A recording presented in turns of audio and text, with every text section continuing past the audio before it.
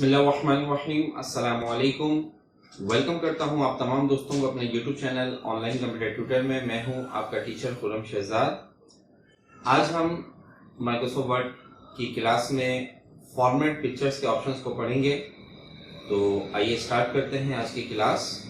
सबसे पहले हम अपने डॉक्यूमेंट्स में एक पिक्चर इंसर्ट करवाएंगे। पिक्चर इंसर्ट करवाने के लिए हम इंसर्ट टैब पर जाएंगे और पिक्चर्स पर जाकर दिस डिवाइस और कंप्यूटर में जहां भी आपके पास पिक्चर सेव है वहां से आप एक इमेज यहां पर ओपन कर लेंगे।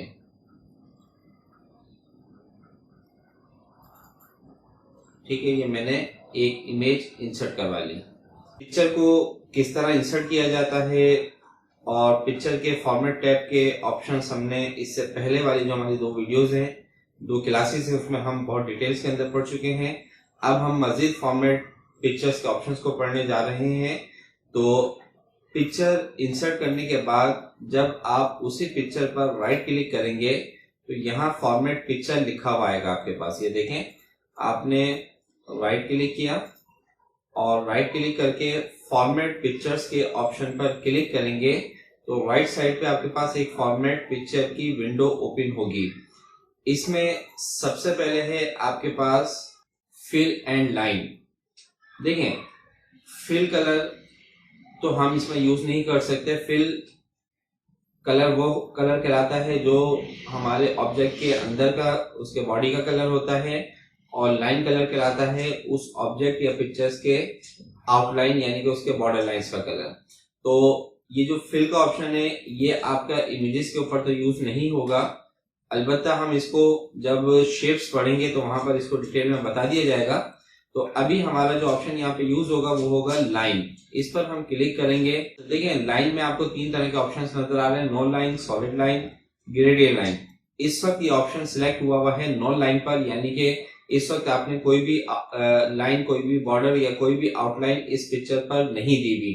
अगर आप देना चाहते हैं तो आप सॉलिड लाइन या ग्रेडियंट लाइन पर क्लिक करेंगे। सॉलिड लाइन और ग्रेडियंट लाइन में क्या फर्क है?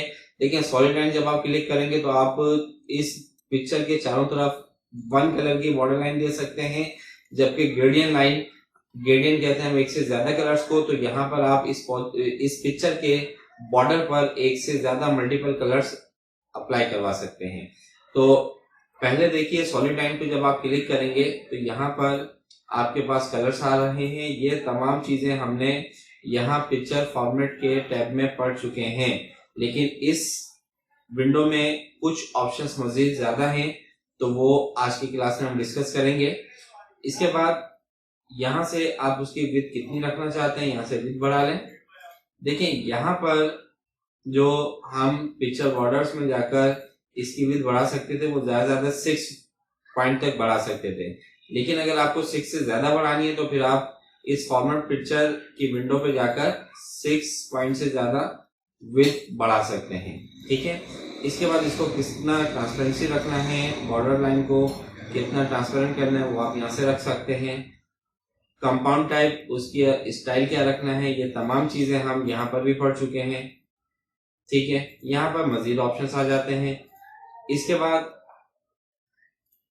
ज्वाइंट टाइप, जिसको आप बेवल रखना चाह रहे हैं तो ये देखिए बेवल हो गया। आप इसको माइटर रखना चाह रहे हैं बिल्कुल स्क्वायर, इसके कॉर्नर्स को, और राउंड करना चाह रहे हैं तो यहाँ से इसके जो कॉर्नर्स हैं वो राउंड हो गए। ठीक है, राउंड करना है, स्क्वायर में रखना है, ये आप यहां से कर सकते हैं।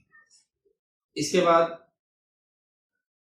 ग्रेडियंट लाइन पर आते हैं तो यहाँ पे देखिए आपके पास कुछ प्रेजेंट ग्रेडियंट्स पहले से मौजूद हैं, कलर इफेक्ट पहले से मौजूद है। अगर इसमें से कोई कलर आपने देना है तो आप यहाँ से दे सकते हैं।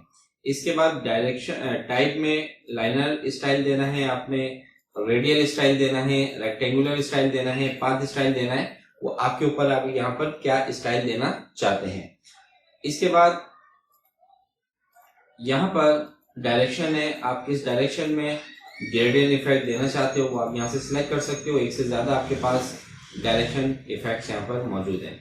अच्छा, इसके बाद आइए यहाँ पे है ग्रेडियंट स्टॉप। देखें, इस वक्त यहाँ जो आपके पास इफेक्ट यूज हुए में है कलर्स के बॉर्डर लाइन पर, वो 3 इफेक्ट यूज हुए में, यानी कि 3 कलर्स यूज हुए में, 1 2 3। ग्रेडियंट स्टॉप हम किसे कहते हैं? ये आपका एक ग्रेडियंट स्टॉप, ये सेकंड ग्रेडियंट स्टॉप और ये आपके पास थर्ड ग्रेडियंट स्टॉप।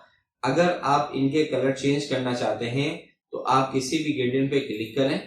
ठीक है, जब आप किसी भी ग्रेडियंट पे क्लिक करते हैं तो उसकी पहचान ये है कि उस ग्रेडियंट पर ऑरेंज कलर की बॉर्डर लाइन आ जाती है। इसका मतलब ये है कि आपने इस वक्त इस ग्रेडियंट स्टॉप को सिलेक्ट किया हुआ है। आपने इसको क्लिक किया, क्लिक करने के बाद कलर्स में आए, आपने यहाँ पे क्या कलर देना है वो कलर दे दिया। सेकंड कलर आपने क्या देना है, तो आपने सेकंड ग्रेडियंट को सिलेक्ट किया, कलर्स में गए और यहाँ से आपने इसको सेकंड कलर दे दिया। थर्ड आपने कलर क्या देना है, तो आपने थर्ड ग्रेडियंट स्टॉप को सिलेक्ट किया और यहाँ से हमने इसको कलर दे दिया। तो ये हमने 3 तरह के कलर्स दे दिए। अगर आपने यहाँ से रेड कलर बढ़ाना है तो यहाँ से आप रेड कलर बढ़ा दें, आपको ब्लू बढ़ाना है ब्लू बढ़ा दें। तो यहाँ से आप इसकी ग्रेडियंट की पोजीशंस को चेंज कर सकते हैं। पोजीशन चेंज करने के लिए आप माउस के कर्सर को ग्रेडियंट स्टॉप पर लेकर जाएंगे, लेफ्ट बटन को प्रेस करते हुए लेफ्ट राइट करेंगे तो आप यहाँ से इसके पोजीशंस को कम ज्यादा कर सकते हैं। और आप यहाँ से सिलेक्ट करने के बाद पोजीशन यहाँ से भी क्लिक करके चेंज कर सकते हैं। आपकी मर्जी है, आप यहाँ से चेंज करना चाहते हो या फिर यहाँ से चेंज करना चाहते हो। ठीक है, अच्छा, अगर मुझे एक और कलर इफेक्ट यहाँ पे देना है, यानी कि 4 कलर देने हैं, तो उसके लिए मुझे एक और ग्रेडियंट स्टॉप यहाँ पर चाहिए होगा। तो ग्रेडियंट स्टॉप ऐड करने के लिए आपको जहां भी ग्रेडियंट स्टॉप चाहिए वहां पर सिंपल माउस के लेफ्ट बटन से क्लिक कर देंगे तो ये आपके पास ग्रेडियंट स्टॉप ऐड हो जाएगा। अगर मुझे यहाँ पर भी चाहिए तो मैंने क्लिक कर दिया तो ये देखें आपके पास ग्रेडियंट स्टॉप ऐड हो गया। इसका कलर आपने चेंज करना है, यहाँ से कलर चेंज करना है, इसका कलर चेंज करना है, सिलेक्ट करें, यहाँ पर आइए और ये देखें आपने इसको कलर चेंज कर दिए। किसी भी ग्रेडियंट कलर को ऑफ करना है, ग्रेडियंट स्टॉप को खत्म करना है, माउस के लेफ्ट बटन से हमने इसको प्रेस किया और माउस के लेफ्ट बटन से हमने इसको पकड़ा और डाउन नीचे की तरफ इसको ड्रैग कर दिया तो ये आपके ग्रेडियंट स्टॉप एंड हो गए, खत्म हो गए। और अगर ऐड कराना है तो वहां पे क्लिक कर दें, जहां पे भी आपने ऐड कराना है तो वो आपके पास ऐड हो जाएंगे।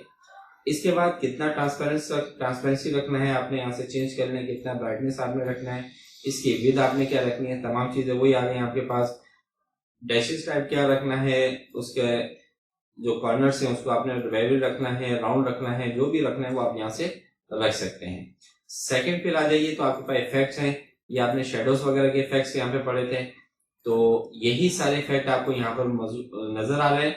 लेकिन यहाँ पर आप अपनी मर्जी से उसका साइज कितना कम ज्यादा रखना चाहते हो वो आप रख सकते हो, जितना बढ़ाना है, कितना ट्रांसपेरेंट करना है। तो यहाँ पे वो तमाम इफेक्ट जो आप यहाँ से अप्लाई करवा चुके हैं, इससे पहले वाली वीडियो में समझ चुके हैं, तो वो तमाम इफेक्ट यहाँ से भी अप्लाई कर सकते हैं।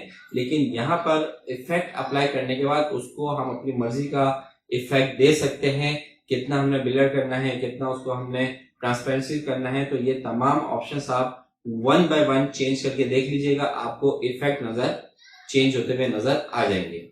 इसके बाद लेआउट एंड प्रॉपर्टीज पे जाते हैं तो यहाँ पर ये ऑप्शन आपके पिक्चर फॉर्मेट का नहीं है, ये आपके जो शेप्स टूल होते हैं उसका ऑप्शन है। तो हम जब शेप्स पढ़ेंगे तो वहां पर ये ऑप्शन आपको बता दिया जाएगा। लास्ट है पिक्चर पे जाते हैं तो यहाँ पे पिक्चर के एक्शंस कलर वगैरह आपने पढ़े थे, ये देखें यहाँ पर ये आपने तमाम चीजें पढ़ी थी इससे पहले वाली वीडियो में। तो यहाँ पर फिक्स था, यहाँ पर चेंज करने के बाद आप जो है यहाँ से वैल्यू कम ज्यादा कर सकते हैं। ठीक है, तो ये था आपके पास फॉर्मेट पिक्चर। तो उम्मीद करता हूं कि फॉर्मेट पिक्चर्स आपको बहुत अच्छे तरीके से समझ में आ गया होगा। अगर समझ में आ गया तो वीडियो को लाइक करें, शेयर करें, कमेंट्स करें। नेक्स्ट वीडियो तक मैं आपसे इजाजत चाहता हूं, अपना बहुत ज्यादा ख्याल रखिएगा। अल्लाह हाफिज।